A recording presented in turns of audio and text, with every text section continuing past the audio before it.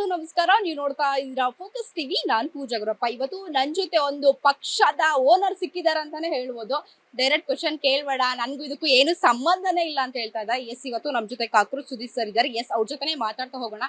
ಈ ಪಕ್ಷದ ಬಗ್ಗೆ ಅಲ್ಲ, ಸಿನಿಮಾದ ಬಗ್ಗೆ ಮಾತಾಡ್ತಾ ಹೋಗೋಣ. ಬಟ್ ಅವ್ರು ಬಂದ್ ನಿಂತ್ಕೊಂಡ ತಕ್ಷಣ ನಂಗೆ ನೆನಪಾಗಿದ್ದು ಕಾಕ್ರೋಚ್ ಅಂದ ತಕ್ಷಣ ಒಂದು ಪಕ್ಷದ ನೆನಪಾಗಿದ್ದು. ಎಸ್, ಹಾಯ್ ಸರ್, ಹೇಗಿದ್ದೀರಾ ಮೊದಲಾಗಿ?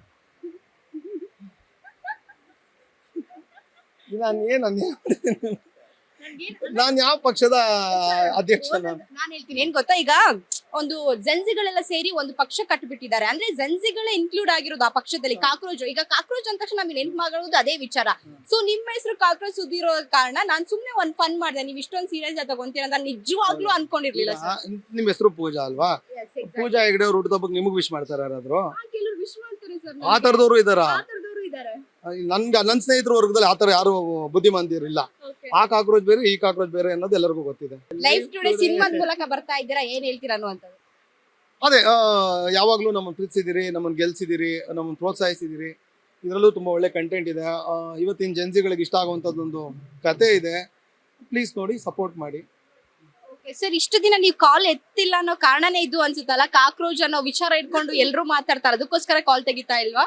ಇಲ್ಲ, ಖಂಡಿತ ಇಲ್ಲ ಮೇಡಮ್, ಹಂಗೇನಿಲ್ಲ. ನಾನು ಒಂಚೂರು ನಾನು ಊರ್ ಕಡೆ ಇದ್ದೆ, ಬೇರೆ ಏನೋ ಕೆಲ್ಸಗಳಲ್ಲಿದ್ದೆ, ಹಂಗಾಗಿ ಫೋನ್ ಎತ್ತಕ್ಕಾಗ್ಲಿಲ್ಲ.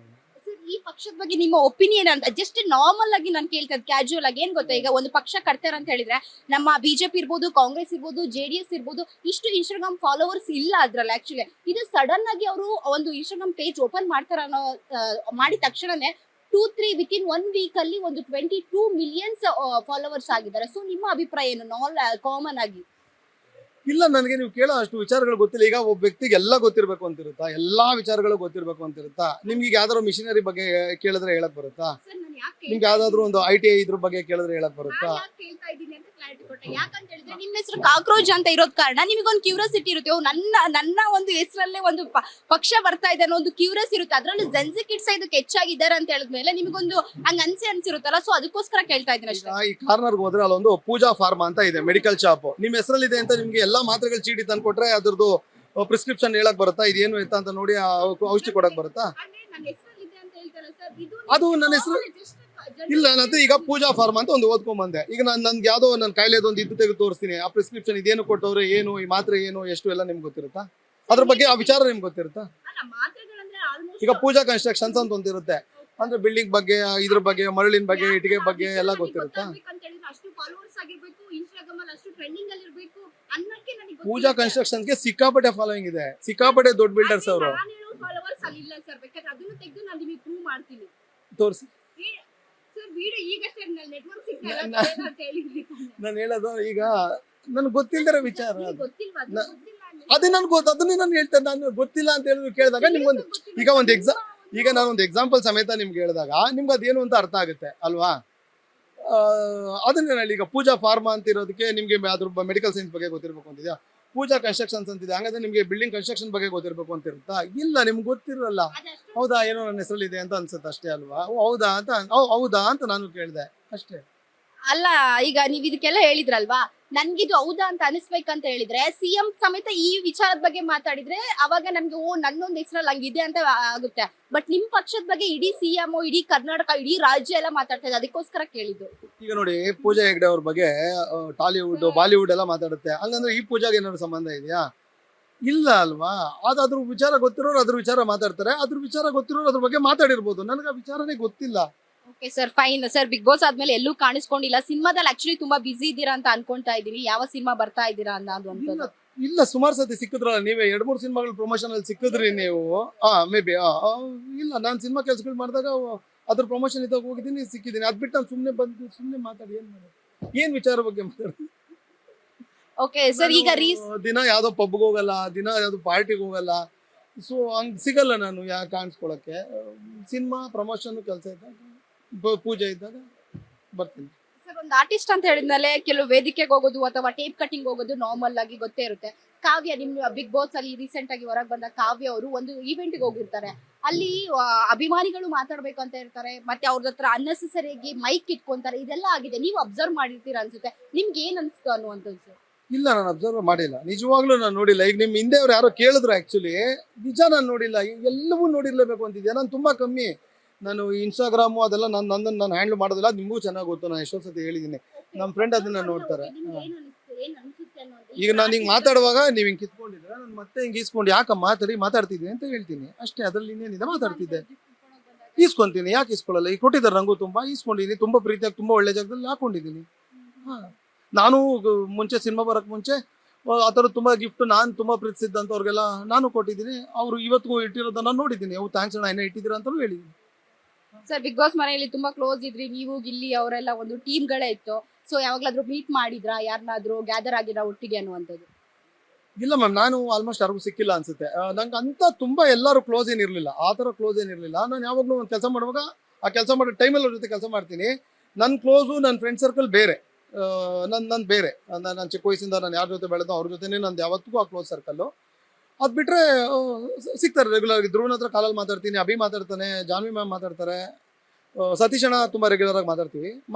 ಬಟ್ ಸಿಕ್ಕಿಲ್ಲ. ಬಿಗ್ ಬಾಸ್ ಮನೆಯಲ್ಲಿ ನಿಮ್ಗೆ ಜಾನ್ವಿ ಮತ್ತೆ ಅಶ್ವಿನಿ ಮೇಡಮ್ ಅಂದ್ರೆ ತುಂಬಾ ಕ್ಲೋಸ್ ಇದ್ದವರು. ಅದ್ರಲ್ಲಿ ಈಗ ಜಾನ್ವಿ ಮೇಡಮ್ ಅವರು JDS ಪಕ್ಷಕ್ಕೆ ಸೇರ್ಕೊಂಡಿದ್ದಾರೆ. ಏನಾದ್ರು ಕಾಲ್ ಮಾಡಿದ್ರಾ, ವಿಶ್ ಮಾಡಿದ್ರಾ, ನೀವೇನಾದ್ರೂ ಹೇಳಿದ್ರ ಅನ್ನುವಂಥದ್ದು?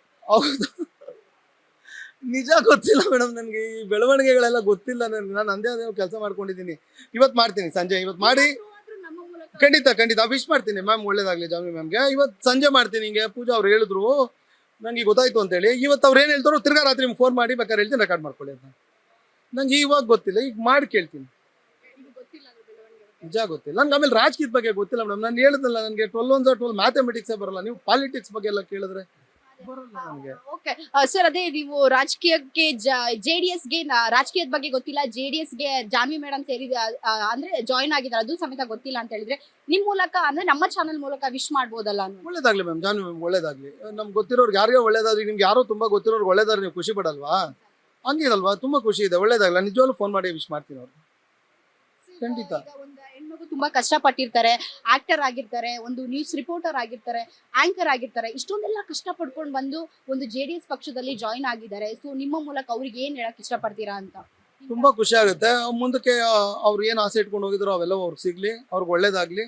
ಅವ್ರಿಗೇನೋ ಒಳ್ಳೆ ಸ್ಥಾನಕ್ಕೆ ಹೋದ್ರೆ ನಮಗೂ ಏನಾದ್ರು ಪ್ರಾಬ್ಲಮ್ ಇದ್ದಾಗ ನಾನು ಸ್ವಲ್ಪ ಪರಿಚಯ ಅಲ್ವಾ, ಕ್ಯೂವಲ್ಲಿ ನಿಂತ್ಕೊಳ್ದೆ ಹೋಗಿ ಮ್ಯಾಮ್ ಇದೊಂಚೂರು ನೋಡಿ ಸಮಸ್ಯೆ ಇದೆ ಅಂತ ಕೇಳ್ಕೊಳ್ತೀನಿ, ಮಾಡ್ಕೊಡ್ತಾರೆ ಅನ್ಸುತ್ತೆ ಪರಿಚಯ ಇರೋದ್ರಿಂದ. Okay, thank you so much sir, ಒಳ್ಳೇದಾಗ್ಲಿ. ಆಮೇಲೆ ಸರ್, ಈಗಿನ ಜೆನ್ಸಿ ಕಿಡ್ಸ್ಗೆ ಏನಾದ್ರು ಹೇಳ್ತೀರಾ ನೀವು ಅನ್ನುವಂಥದ್ದು? ಇಲ್ಲ, ನನ್ಗೆ ಅಷ್ಟು ಗೊತ್ತಿಲ್ಲ ಅದ್ರ ಬಗ್ಗೆ ಎಲ್ಲ. ನಾನು ಜೆನ್ಸಿ ಆಗಿದ್ರೆ ಅದ್ರ ಗೊತ್ತಿರುತ್ತೆ ನನಗೆ, ಅವ್ರದ್ದು ಏನಿದೆ ಇವತ್ತಿಂದು ಅಂತ. ನಾನು ಸ್ವಲ್ಪ ಅಷ್ಟು ಗೊತ್ತಿಲ್ಲ.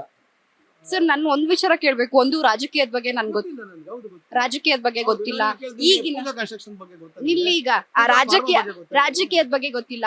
ಆಮೇಲೆ ಈಗ ಏನ್ ಬೆಳವಣಿಗೆ ಆಗ್ತಾ ಇದೆ ಅಂತ ಅಂದ್ರೆ ನೀವು ಸಿನಿಮಾದಲ್ಲಿ ಬಿಸಿ ಇರೋ ಕಾರಣ ಇದನ್ನೆಲ್ಲ ಅಂದ್ರೆ ಗೊತ್ತಿಲ್ಲ. ನಾನು ಏನ್ ಕೆಲಸ ಮಾಡ್ತಿದ್ದೀನಿ, ಸಿನಿಮಾ ಮಾಡ್ತೀನಿ. ನೀವು ಸಿನಿಮಾದ ಏನ್ ಬೇಕಾದ್ರೂ ಕೇಳಿ, ಈ ಸಿನಿಮಾಗೆ ಸಂಬಂಧಪಟ್ಟಿದ್ದು ಅಥವಾ ಸಿನಿಮಾಗೆ ಸಂಬಂಧಪಟ್ಟಿದ್ದು ನನಗೆ ಗೊತ್ತಿರೋ ಅಷ್ಟು ಏನ್ ಬೇಕಾದ್ರೂ ಕೇಳಿ, ಅದ್ರ ಬಗ್ಗೆ ನಾನು ಹೇಳ್ತೀನಿ. ಈಗ ನಿಮ್ಗೆ ಗೊತ್ತೇ ಇಲ್ಲ, ನಿಮ್ಗೆ ಒಂದು ಲೇತ್ ಬಗ್ಗೆ ನಾನು ಕೇಳ್ತೀನಿ, ಗೊತ್ತಾ ನಿಮ್ಗೆ? ಟೂಲ್ ಅಂಡ್ ಟೈ ಮೇಕರ್ ಬಗ್ಗೆ ಕೇಳ್ತೀನಿ, ಗೊತ್ತಾಗುತ್ತಾ ನಿಮ್ಗೆ? ಪೇಂಟ್ ಬಗ್ಗೆ ಕೇಳ್ತೀನಿ, ಗೊತ್ತಾಗುತ್ತೆ ನಿಮ್ಗೆ? ಎಷ್ಟು ಮೀಡಿಯಾ ಇದೆ ಬ್ರಷ್ ಅಲ್ಲಿ ಅಂತ ಕೇಳಿದ್ರೆ ಗೊತ್ತಾಗುತ್ತಾ ನಿಮ್ಗೆ? ಇಲ್ಲ ಅಲ್ವಾ? ಹಂಗೆ ನೀವು ಕೇಳಿದ್ರೆ ನನ್ಗೆ ಗೊತ್ತೇ ಇಲ್ಲ. ಅದು ಪೇಂಟ್ ಅಲ್ಲಿ ಎಷ್ಟು ಮೀಡಿಯಾ ಇದೆ ಅಂತ ಕೇಳಿದ್ರೆ ನಿಮ್ಗೆ ಅದು ಗೊತ್ತಾಗುತ್ತಾ ನಿಮ್ಗೆ? ಸಿಂಪಲ್ ಆಗಿ ಅಂದ್ರೆ ನೀವ್ ಹೇಳ್ದಂಗೆ ಎಲ್ಲಾ ವಿಚಾರನೂ ನಮಗೆ ಗೊತ್ತಿರಲ್ಲ, ಎಲ್ರಿಗೂ ಎಲ್ಲಾ ವಿಚಾರನೂ ಗೊತ್ತಿರಲ್ಲ. ಓಕೆನಾ? ಏನು ಟ್ರೆಂಡಿಂಗ್ ಅಲ್ಲಿ ಇದೆ, ಎಲ್ರು ಅದನ್ನೇ ಮಾತಾಡ್ತಾ ಇರ್ತಾರೆ, ಅಥವಾ ಅದೇ ಎಲ್ರು ಅದನ್ನೇ ಮಾತಾಡ್ತಾ ಇರ್ತಾರೆ, ಟ್ರೆಂಡಿಂಗ್ ಅಲ್ಲಿ ಇದೆ, ದಿನ ರೀಲ್ಸ್ ನೋಡ್ತೀವಿ ಅಂತ ವಿಚಾರಗಳ ಬಗ್ಗೆ ಕೇಳಿದೆ ಅಷ್ಟೇ. Okay, fine. ಇಲ್ಲ, ನನ್ನ ಸರ್ಕಲ್ ಅಲ್ಲಿ ಯಾರು ಅದ್ರ ಬಗ್ಗೆ ಮಾತಾಡ್ತಿಲ್ಲ. ಈಗ ನಿಮ್ ಸರ್ಕಲ್ ಅಲ್ಲೇ ಅದ್ರ ಬಗ್ಗೆ ಮಾತಾಡ್ತಿರೋದು. ಇಲ್ಲಿ ಬಂದಿದ್ ಇವತ್ತಲ್ವ ನಾನು. ನನ್ನ ಸರ್ಕಲ್ ಅಲ್ಲಿ ಯಾರು ಇದ್ರ ಬಗ್ಗೆ ಮಾತಾಡಲ್ಲ. ನಾವು ನನ್ನ ಸರ್ಕಲ್ ಬರೀ ಸಿನಿಮಾ ಬಗ್ಗೆ ಮಾತಾಡ್ತೀವಿ ನಾವು, ಅಥವಾ ನಮ್ ಕೆಲ್ಸದ್ದು, ನಮ್ ಪೇಂಟಿಂಗ್ ಕೆಲ್ಸದ ಬಗ್ಗೆ ಏನೋ ಮಾತಾಡ್ತಿರ್ತೀವಿ ನಾವು. ಅದ್ರದ್ದೇ ಜಾಸ್ತಿ ಮಾತಿರುತ್ತೆ. ಈಗ ಇಲ್ಲಿ ನಿಮ್ ಸರ್ಕಲ್ಗೆ ಬಂದಾಗಲೇ ಇದು ಇಷ್ಟೊಂದು ಮಾತಾಗಿದೆ ಅಂತ ಗೊತ್ತಾಗಿದ್ದು. ನಮ್ಮ ಸರ್ಕಲ್ ಅಲ್ಲಿ ಅಷ್ಟು ಟ್ರೆಂಡ್ ಇಲ್ಲ. ಇದು ಸಿನಿಮಾ ಬಗ್ಗೆ ಮಾತಾಡ್ತೀವಿ. Okay sir, all the best. ಒಳ್ಳೇದಾಗ್ಲಿ. ಒಳ್ಳೊಳ್ಳೆ ಸಿನಿಮಾದ ಮೂಲಕ ಬರ್ತಾ ಇರಿ, ಕಾಣಿಸ್ಕೊಂತಾ ಇರಿ. ನೀವೀಗ ಹೇಳಿದ್ರಲ್ವಾ, ಬಿಗ್ ಬಾಸ್ ಆದ್ಮೇಲೆ ನಾನು ಸಿನಿಮಾದಲ್ಲೇ ಇದ್ದೆ, ಹಂಗಾಗಿ ಯಾರ ಕೈಗೂ ಸಿಕ್ಕಿಲ್ಲ, ಮತ್ತೆ ನಿಮ್ಮ ಲೈಫಲ್ಲೇ ಬಿಸಿ ಇದ್ರಿ ಅಂತ. ಅವಾಗ ಕಾಣಿಸ್ಕೊಂತಾ ಇರಿ, ಒಳ್ಳೆ ಸಿನಿಮಾ ಮಾಡ್ತಾ ಇರಿ. Thank you so much. Final ಆಗಿ ಆಯ್ತು, ಅವಾಗ ಕಾಣಿಸ್ಕೋತೀನಿ. ಒಳ್ಳೆ ಪ್ರಶ್ನೆಗಳು ಕೇಳ್ತಾ ಇರಿ, ನನಗೆ ಗೊತ್ತಿರೋ ಪ್ರಶ್ನೆಗಳನ್ನ ಕೇಳಿ, ಸಿನಿಮಾ ಬಗ್ಗೆ ಕೇಳಿ. ಒಳ್ಳೇದಾಗ್ಲಿ.